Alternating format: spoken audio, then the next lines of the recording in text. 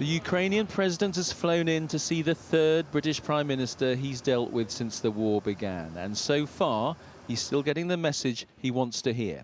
We support you. Rishi Sunak and President Zelensky shared a car from Stansted Airport, so by the time the two men arrived at Downing Street, they'd already done some serious talking.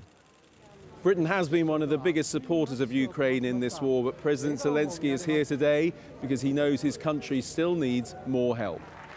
A very unusual and warm welcome from Downing Street staff, and in talks there is plenty the two men agree on. But there is one crucial difference which the President made clear later in Westminster Hall. First, he thanked Britain for its support and name-checked one of Rishi Sunak's predecessors. From the first seconds and minutes of the full-scale war, Great Britain, you extended your helping hand when the world had not yet come to understand how to react. Boris, you got others united when it seemed absolutely impossible. Thank you.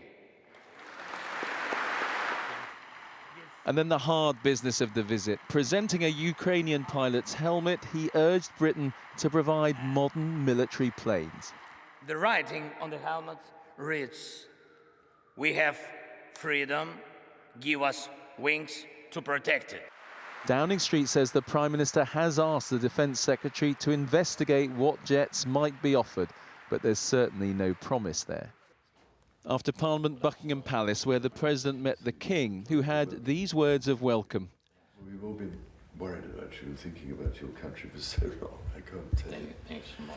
A symbolic moment designed to underline Britain's support, even if Mr. Zelensky also wants help of a much more practical kind. Well, Andy joins us now from Westminster. He was in Westminster Hall earlier listening to President Zelensky. He is in Dorset this evening, Andy, isn't he? What's he doing there? Yeah, he's gone down there to see Ukrainian troops who are being trained by British troops. Last year, 10,000 Ukrainians were trained here. The government says they want it to be 20,000 this year, and they're training Marines and pilots. Now, all that is welcome to the Ukrainian government, but as we've heard, what the Ukrainian government really wants is some military jets. Now, even though Rishi Sunak today asked the Defence Secretary, can we look into this, most people don't think this is going to happen anytime soon. For a start, there are real practicalities involved. What jets would go, how exactly would they get there, how would they be maintained on the ground, but maybe even more importantly, just a couple of days ago, President Biden said he was not going to be sending F-16 American jets, so Britain would really have to break with that kind of international consensus. So for now, even though President Zelensky says he wants those warplanes, no one's expecting him to get them imminently. A historic day there in Westminster. Andy, thank you very much. Thanks.